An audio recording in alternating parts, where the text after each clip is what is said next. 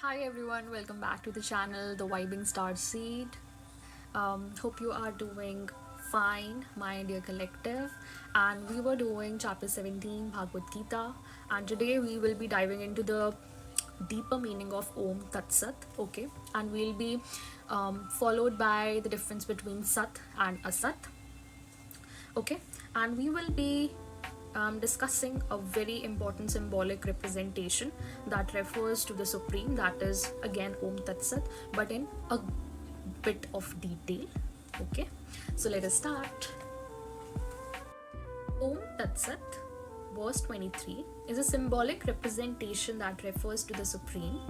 This ancient threefold representation gave rise to the Brahmanas, the Vedas, and the sacrifice.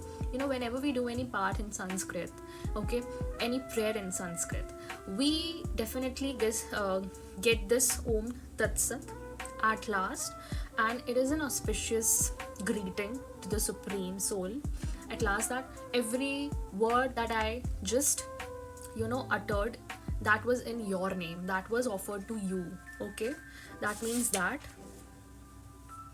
okay, verse 24, therefore as prescribed by the scriptures, the followers of the Vedas always begin any sacrifice, charity and austerity by uttering the syllable Om. That's why any sacrifice, charity or austerity is uttered by the syllable Om, right? So whether it's the Gayatri mantra or any mantra or any chanting that you do, it always starts with syllable Om because it's auspicious, and that's also known as Omkar, like divine cosmic order, right? That refers to again the Supreme Soul. So we are going to discuss it in the detail in the coming verses. Then verse 25 says that by uttering the syllable Tat, the seekers of moksha, liberation, perform various rites of sacrifice, charity and austerities without any expectations of result. Yeah. Verse 26 to 27 is more important because the syllable Sat is there. Now the difference between Sat and Asat will also come. Okay. O Partha, the syllable Sat is used in the sense of supreme truth and goodness, right? Sat is the truth. It is also used in the performance of an auspicious act. Okay. Steadfastness in sacrifice, austerity and charity is spoken of as Sat, and any action performed for these purposes is called Sat. Okay, all the universal sounds emanate and dissolve back into the divine Omkar.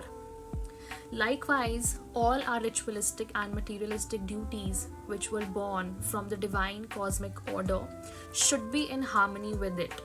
Being thus in consonance with that higher plan of the Supreme alone, they can be brought into fruition. In Sanatan Dharma, the practice of chanting Om before the commencement of any activity symbolizes this very propitious idea. Okay. However, good one's actions is, if done with the desire for its fruit, it is understood to be flawed as it escalates one's karmic imprint, because it increases your karmic imprints, right? Because you're not doing it out of for the sake of the ritual, for the sake of the sacrifice, charity or austerity. You're doing it for reaping the fruits out of it, right? So that is going to escalate your karmic imprint. Okay, when one does every action meditating on Tat, the representation of the highest truth, he is not tainted by the blot of karma. Now, adhering to this, he is taken to the highest state of spiritual ecstasy. Highest state of spiritual ecstasy is bliss, that is liberation, complete liberation from this materialistic world, that is known as moksha in Hindi, right? That ultimate Brahman which remains unchanged, Brahman that remains unchanged is what? Is the soul. Brahman is the soul, right? Brahman is not some religious whatever. We will not be discussing religion here. Okay, that ultimate Brahman which remains unchanged, unruffled and unperished in the past, present and the future is known as Sat, because it's unchanged, unruffled and unperished. That's not something that is killed, okay, or that is destroyed by something, right? Is not. So we as jivas operating in the worldly plane of transience and dissolution call out that immaculate and everlasting supreme as Sat before we start out any action implying or immutable connection with him. Immutable is what? That cannot be muted or destroyed, right? This connection will always be there because we are spiritual beings at last, right? And these bodies are just ephemeral. That is something that is not everlasting, something that's impermanent, right? So coming to the next verse is 28, that will tell you what is a Sat, right? Whatever sacrifice, charity, or austerity is performed without faith, okay, it is called asat. Simple as that, right? It is of no use in this life or in the next, okay? Without any faith, whatever you perform, whether it's a sacrifice, charity, austerity, or even if it is a prayer, okay, and it doesn't have any faith in God, you will not be able to reap its fruits, okay? And it will again escalate your karmic imprint, and it will come under rajasic or tamasic activities or actions per se, right?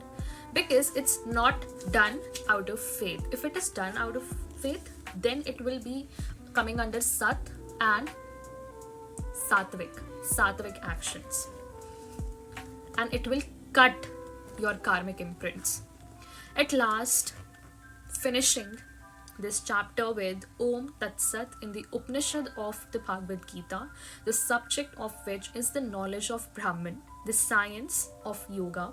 The dialogue between Sri Krishna and Arjuna constitutes the 17th chapter, that was Yoga of discerning the threefold faith. Okay, and we're done with this. I'll see you in the next one. Till then, take care and bye bye.